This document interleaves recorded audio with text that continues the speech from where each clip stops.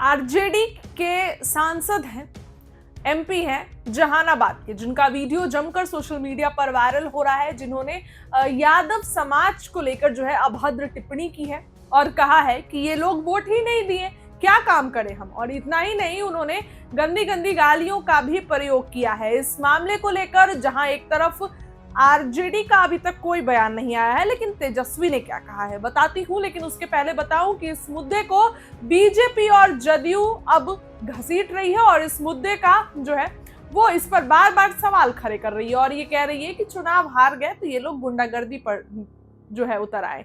इस पर जदयू के नीरज कुमार का भी बयान आया है और ये कहनाम है लोगों का कि अगर तेजस्वी यादव इस पर कार्रवाई नहीं करते हैं, तेजस्वी इस पर कार्रवाई नहीं करेंगे और कुछ बोलेंगे अगर नहीं, तो यही लगेगा कि तेजस्वी यादव ऐसे लोगों को आरजेडी में रखना चाहते हैं। हालांकि तेजस्वी ने पहले ही क्लियर कर दिया है कि इस बार चुनाव हार गए, लेकिन वैसे लोगों को पार्टी से हटाएंगे जो पार्टी में रहकर भीतरघात करने का काम किया है और इस तरीके का बयानबाजी करके पार्टी की छवि धूमिल करते हैं, पार्टी की छवि खराब करते हैं। तेजस्वी यादव ने ऐसे लोगों को हटाने का निश्चय ले लिया है, क्योंकि वो पटना तो कल आए, लेकिन अब उन्होंने ये निर्णय लिया है कि वैसे लोगों को ही पार्टी में रखेंगे जो लोग पार्टी में रहकर काम करते हैं, ना कि पार्टी की छवि खराब करते हो और पार्टी को लेकर तमाम तरीके की बयानबाजियां करते हैं। अब जिस तरीके का इन्होंने बयान दिया, इसको लेकर जहां एक तरफ युवा वोटर है उनमें भी बिखराव आएगा। यादव समाज आरजेडी का मूल रूप से जो है यादव समाज वोट बैंक हुआ करता है, लेकिन अब उसी को लेकर उन्हीं के सांसद इस तरीके का बयान देंगे तो जाहिर सी बात है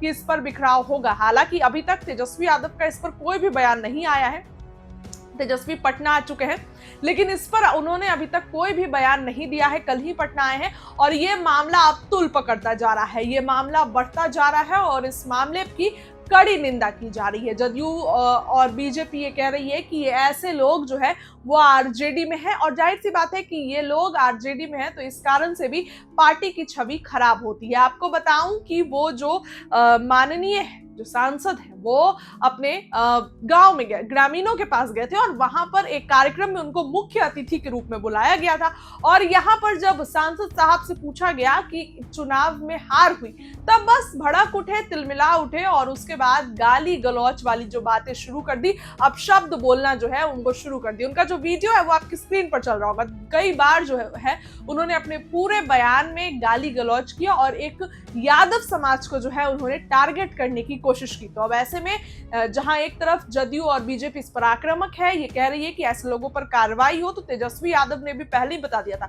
कि ऐसे लोगों को बख्शेंगे नहीं। तेजस्वी यादव फिलहाल पटना है, एक बड़ी मीटिंग बुला सकते हैं और उसके बाद सब कुछ पर जो है ध्यान दे सकते हैं। क्या कुछ जो तमाम जिलों में मीटिंग चल रही थी उसका रिपोर्ट कैसा आया, आखिर हार क्यों हुई, वो सब पर फैसला ले सकते हैं और खास करके ऐसे लोगों पर भी तेजस्वी कार्रवाई कर सकते हैं जिन लोगों ने इस तरीके का काम किया है, जो लोग पार्टी में रहकर इस तरीके के बातों का प्रयोग करते हैं, तो जिससे जदयू और बीजेपी को मुद्दा मिलता है। हालांकि तेजस्वी ने अभी तक इस पर कुछ भी नहीं कहा है, तेजस्वी फिलहाल जो है इस पर अभी चुप है।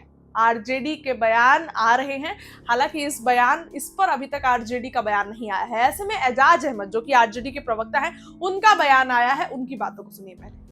मुख्यमंत्री समृद्धि यात्रा पश्चिम चंपारण से शुरू कर रहे हैं, जबकि इनको शुरू करना चाहिए था रोहतास के रोहतासगढ़ से या औरंगाबाद से, ताकि इनको बिहार में क्या समृद्धि हुई है, बिहार में क्या विकास हुआ है, बिहार में क्या प्रगति हुआ है, इसकी समीक्षा हो जाती।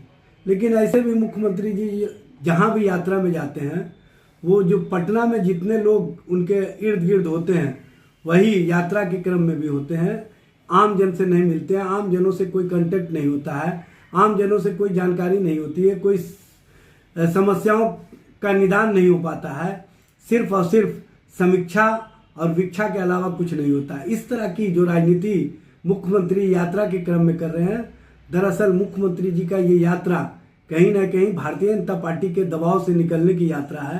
भारतीय जनता पार्टी जिस तरह का राजनीतिक दबाव बनाए हुए है, उससे निकलने के लिए इनके पास और कोई उपाय नहीं है सिवाय समृद्धि यात्रा के।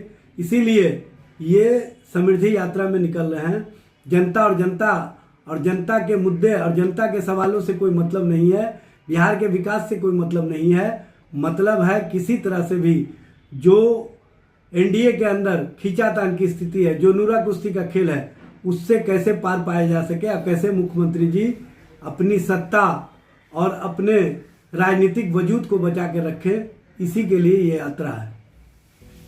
सुना आपने कि क्या कुछ उन्होंने कहा। वो नीतीश कुमार की यात्रा को लेकर कह रहे हैं कि नीतीश कुमार जो पश्चिम चंपारण से अपनी यात्रा शुरू कर रहे हैं, रोहतास से अपनी यात्रा शुरू करिए और वहां पर देखिए कि क्या हो रहा है, किस तरीके से रोहतास में जो है आपने जितना जो काम किया है वो सब कोई भी काम जो है बिहार में पूरा नहीं हो रहा है, अपराध बढ़ते जा रहे हैं। हालांकि कल तेजस्वी जब पटना आए तो उन्होंने कहा कि हम 100 दिनों तक कुछ भी नहीं बोलेंगे। नीतीश सरकार सम्राट चौधरी के खिलाफ 100 दिनों तक कुछ भी नहीं बोलेंगे। 100 दिनों का अल्टीमेटम जो है तेजस्वी यादव देने का काम किया। फिलहाल देखिए ये मामला बढ़ते जा रहा है। आरजेडी सांसद की जो गाली वाला मामला है बढ़ते जा रहा है। इस पर जदयू बीजेपी तंज कस रही है।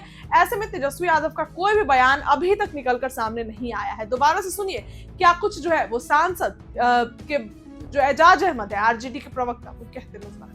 मुख्यमंत्री समृद्धि यात्रा पश्चिम चंपारण से शुरू कर रहे हैं, जबकि इनको शुरू करना चाहिए था रोहतास के रोहतासगढ़ से या औरंगाबाद से, ताकि इनको बिहार में क्या समृद्धि हुई है, बिहार में क्या विकास हुआ है, बिहार में क्या प्रगति हुआ है, इसकी समीक्षा हो जाती। लेकिन ऐसे भी मुख्यमंत्री जी जहाँ भी यात्रा में जाते हैं, वो जो पटना में जितने लोग उनके इर्द गिर्द होते हैं वही यात्रा के क्रम में भी होते हैं। आम जन से नहीं मिलते हैं, आम जनों से कोई कांटेक्ट नहीं होता है, आम जनों से कोई जानकारी नहीं होती है, कोई समस्याओं का निदान नहीं हो पाता है। सिर्फ और सिर्फ समीक्षा और वीक्षा के अलावा कुछ नहीं होता है। इस तरह की जो राजनीति मुख्यमंत्री यात्रा के क्रम में कर रहे हैं, दरअसल मुख्यमंत्री जी का ये यात्रा कहीं ना कहीं भारतीय जनता पार्टी के दबाव से निकलने की यात्रा है। भारतीय जनता पार्टी जिस तरह का राजनीतिक दबाव बनाए हुए है, उससे निकलने के लिए इनके पास और कोई उपाय नहीं है सिवाय समृद्धि यात्रा के। इसीलिए ये समृद्धि यात्रा में निकल रहे हैं। जनता और जनता के मुद्दे और जनता के सवालों से कोई मतलब नहीं है, बिहार के विकास से कोई मतलब नहीं है। मतलब है किसी तरह से भी जो एनडीए के अंदर खींचातान की स्थिति है, जो नूरा कुश्ती का खेल है, उससे कैसे पार पाया जा सके और कैसे मुख्यमंत्री जी अपनी सत्ता और अपने राजनीतिक वजूद को बचा के रखें, इसी के लिए ये यात्रा है। मुख्यमंत्री समृद्धि यात्रा पश्चिम चंपारण से शुरू कर रहे हैं, जबकि इनको शुरू करना चाहिए था रोहतास के रोहतासगढ़ से या औरंगाबाद से, ताकि इनको बिहार में क्या समृद्धि हुई है, बिहार में क्या विकास हुआ है, बिहार में क्या प्रगति हुआ है, इसकी समीक्षा हो जाती। लेकिन ऐसे भी मुख्यमंत्री जी जहाँ भी यात्रा में जाते हैं, वो जो पटना में जितने लोग उनके इर्द गिर्द होते हैं वही यात्रा के क्रम में भी होते हैं। आम जन से नहीं मिलते हैं, आम जनों से कोई कांटेक्ट नहीं होता है, आम जनों से कोई जानकारी नहीं होती है, कोई समस्याओं का निदान नहीं हो पाता है।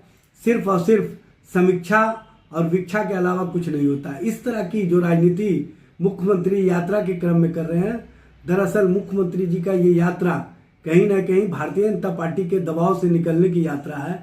भारतीय जनता पार्टी जिस तरह का राजनीतिक दबाव बनाए हुए है, उससे निकलने के लिए इनके पास और कोई उपाय नहीं है सिवाय समृद्धि यात्रा के। इसीलिए ये समृद्धि यात्रा में निकल रहे हैं। जनता और जनता के मुद्दे और जनता के सवालों से कोई मतलब नहीं है, बिहार के विकास से कोई मतलब नहीं है। मतलब है किसी तरह से भी जो एनडीए के अंदर खींचातान की स्थिति है, जो नूरा कुश्ती का खेल है, उससे कैसे पार पाया जा सके और कैसे मुख्यमंत्री जी अपनी सत्ता और अपने राजनीतिक वजूद को बचा के रखें, इसी के लिए ये यात्रा है।